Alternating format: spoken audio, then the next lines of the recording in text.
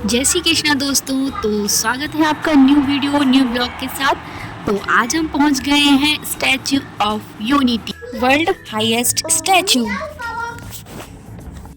तो आज के ब्लॉग में हम आपको दिखाएंगे यहाँ पहुँचेंगे कैसे, टिकट कैसे करें एंड रियली में ये इतना बड़ा स्टैच्यू है क्या। तो चलिए स्टार्ट करते हैं आज का ब्लॉग। तो फ्रेंड्स, स्टैच्यू से पहुँचने से पहले हम लोग गणेश्वर दत्त मंदिर, जो कि बीच रास्ते में ही पड़ता है, वहाँ पर रुके थे। वहाँ पे हमने दत्तात्रेय जी के दर्शन किए थे एंड यहाँ पे नर्मदा जी का एक बहुत ही सुंदर व्यू दिखाई दिया था। मंदिर बिल्कुल नर्मदा जी के किनारे पर ही है, बहुत ही सुंदर व्यू था। यह स्थान परम पूज्य श्री वासुदेवानंद सरस्वती जी की समाधि के लिए प्रसिद्ध है। उन्हें भगवान दत्तात्रेय जी का अवतार माना जाता है। यह स्थान लगभग 10 से 12 किलोमीटर दूर है स्टैच्यू से। एंड अगर आप स्टैच्यू आ रहे हैं तो यहाँ पे ज़रूर आइएगा, मन को बहुत शांति मिलती है एंड नेचुरल भी बहुत ही सुंदर व्यू है। तो फ्रेंड, अभी हम दर्शन करके चलते हैं। तो फ्रेंड, हम लोग बड़ोदरा से स्टैच्यू के लिए आए थे और बड़ोदरा से लगभग ये 90 किलोमीटर पड़ता है, 90 किलोमीटर, और 2 आवर्स लगते हैं यहाँ पहुँचने में। हम लोगों ने पर्सनल कैब बुक की थी तो हम लोग उससे आए थे। आप ट्रेन रूट से भी आ सकते हैं। बड़ोदरा से डायरेक्ट ट्रेन मिलेगी आपको एकता नगर के लिए, केवड़िया स्टेशन, एंड वहाँ से आपको स्टैच्यू पास ही पड़ेगा। तो फ्रेंड्स, हम पहुँच गए हैं एकता नगर। पहले इसका नाम केवड़िया था। स्टैच्यू के पास एकता नगर ही पास का रेलवे स्टेशन है। यहाँ से लगभग 5 किलोमीटर स्टैच्यू पड़ता है। फ्रेंड्स, रास्ता इतना स्मूथ था कि पता ही नहीं चला हम कब पहुँचे एंड बहुत ही सुंदर ब्यूटीफुल व्यूज़ थे।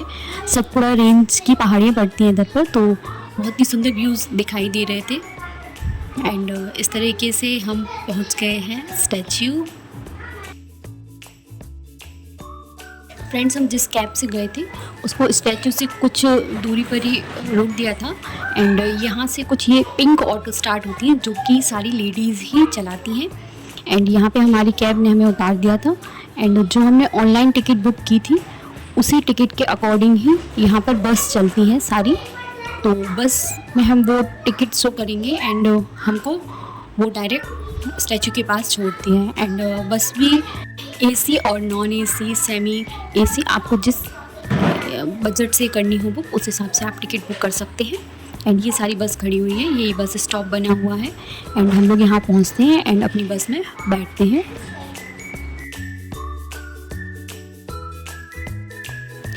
अभी फ्रेंड, नर्मदा नदी का किनारा एंड सतपुड़ा पहाड़ियाँ, जो व्यू दिखना स्टार्ट होता है, अमेजिंग, बहुत ही सुंदर व्यू रहता है। फ्रेंड्स, स्टैच्यू नर्मदा नदी के किनारे पर एकता नगर के पास पड़ता है एंड साधु बेट आइसलैंड पर बना हुआ है। यहाँ से सरदार सरोवर डैम लगभग 3.5 किलोमीटर पड़ता है। तो फ्रेंड, ये व्यूज़ देखते जाइए एंड एंजॉय कीजिए राइड को। बहुत ही मज़ा आ गया हम लोगों को। तो फ्रेंड्स, हमें स्टैच्यू तक पहुँचने में लगभग 5 से 10 मिनट लगा होगा एंड ये रहा स्टैच्यू। फ्रेंड्स, आपको पता है सरदार वल्लभ भाई पटेल को आयरन मैन ऑफ इंडिया के नाम से भी जानते हैं, क्योंकि 1947 में जब देश आज़ाद हुआ था तो इंडिया 562 स्टेट में बटा हुआ था। तो फ्रेंड्स, सरदार वल्लभ भाई पटेल ने अपनी डिप्लोमेसी एंड विल पावर के बेस पर पूरी इंडिया को एक किया है, सारे स्टेट को एक दूसरे से को जोड़ा है। अगर वो ना होते ना तो शायद फ्रेंड्स हम लोगों को एक स्टेट से दूसरे स्टेट में जाने के लिए पासपोर्ट का यूज़ करना पड़ता। उनकी इसी एजेंसी का ऑनर करने के लिए पीएम नरेंद्र मोदी ने 2013 में इस प्रोजेक्ट की नींव रखी।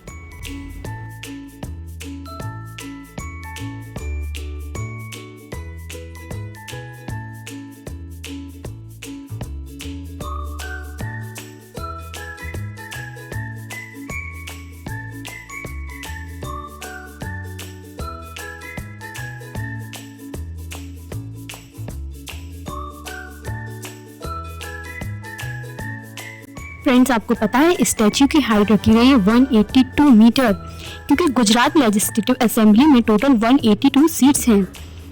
एंड फ्रेंड्स, हम इसको स्पेस से भी देख सकते हैं। अब आते हैं टेक्निकल साइड पर। ये स्टैच्यू इतना बड़ा है कि न्यूयॉर्क का स्टैच्यू ऑफ लिबर्टी इसके नीज घुटनों तक ही आता है। फ्रेंड्स, इसका वेट है 1700 ton of bronze and 18500 ton of reinforced steel.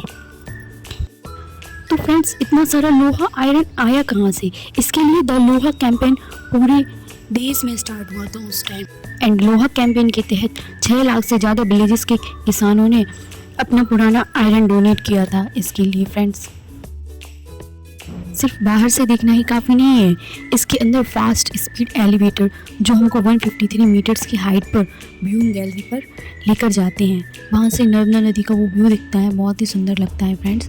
यहाँ हमने एंट्री की है एंड फर्स्ट फ्लोर पर, ग्राउंड फ्लोर पर ये म्यूज़ियम है जो कि सरदार पटेल की पूरी लाइफ को दिखाता है, उनके संघर्ष को दिखाता है। ये विजुअल गैलरी बहुत ही सुंदर बनाई गई है एंड यहाँ ऑडियो के थ्रू भी उनकी लाइफ को दिखाते हैं फ्रेंड्स।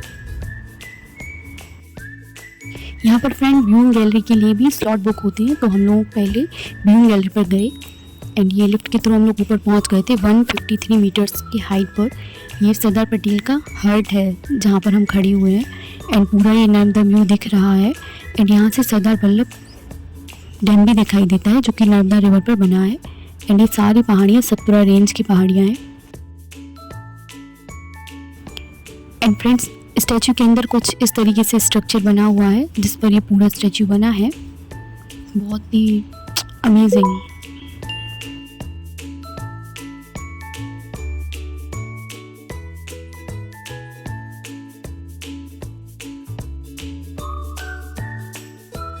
व्यूइंग गैलरी की देखने के बाद हम लोग नीचे आ जाते हैं ग्राउंड फ्लोर पर।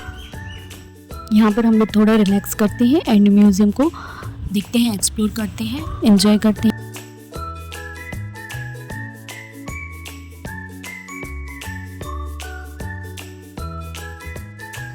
अब फ्रेंड्स हम म्यूज़ियम से बाहर आ जाते हैं एंड अपर साइड पर जाते हैं। वहाँ से एलिवेटर लगे हुए हैं जो कि हमें सरदार पटेल के पैर तक लेके जाती हैं। वहाँ से तो फ़ोटो वीडियो आ ही नहीं रही थी क्योंकि इतना बड़ा स्टैचू है एंड ये व्यू बहुत अच्छा लगता है नर्मदा नदी का। ये नर्मदा रिवर के बीच में बना हुआ है साधु बेट आइसलैंड पर फ्रेंड्स। इंजीनियरिंग इतने अच्छे से बनाया है इसको कि ये 6.5 रिक्टर स्केल पर अर्थक्वेक को भी सहन कर सकता है एंड 180 किलोमीटर पर आवर की विंड को भी सहन कर सकता है। It's amazing. तो यहाँ के मेजर अट्रैक्टिव पॉइंट है, फर्स्ट है museum and audio visual gallery Sardar Patel की पूरी लाइफ पर जो दिखाती है। सेकंड है द वैली ऑफ फ्लावर जो कि 70 किलोमीटर के रास्ते पर फूलों से भरा हुआ है एंड थर्ड है laser light and sound show जो कि इवनिंग में होता है। ये भी अमेजिंग है बट हम लोगों ने ये नहीं देखा था, जो कि स्टैचू पर लाइट के थ्रू ही दिखाया जाता है एंड सरदार पटेल की पूरी लाइफ हिस्ट्री को दिखाया जाता है फ्रेंड्स। नेक्स्ट यहाँ पर हम जंगल सफारी भी कर सकते हैं, एकता नर्सरी है एंड क्रूज़ राइड भी कर सकते हैं। तो ये कंप्लीट फैमिली वेकेशन है, आप इसको एंजॉय कर सकते हैं एंड जब कभी भी आएँ तो ज़रूर यहाँ पे सारी चीज़ एंजॉय कीजिएगा। इसने लोकल ट्राइबल कम्युनिटीज़ के लिए थाउजेंड ऑफ जॉब्स क्रिएट किए हैं फ्रेंड्स एंड टूरिज्म को एक नया ग्लोबल आइडेंटिटी मिला है। आज ये एक स्ट्रक्चर ही नहीं, एक इकोनॉमिक हब बन गया है जो कि टूरिज्म को, इंडियन टूरिज्म को प्रमोट करता है। एक भारत श्रेष्ठ भारत एंड ये हमें याद दिलाता है कि अगर हम एक हैं तो हम आसमान छू सकते हैं। सरदार पटेल का सपना एक भारत श्रेष्ठ भारत आज इस स्टैचू के रूप में हमारे सामने है। अगर आपने यहाँ विजिट किया है तो अपना एक्सपीरियंस कमेंट में शेयर कर, और अगर नहीं गए हैं तो plan your trip soon. Like, share and subscribe for more such amazing stories and videos. तो फ्रेंड मिलते हैं नेक्स्ट वीडियो में न्यू ब्लॉग के साथ। Take care, bye bye.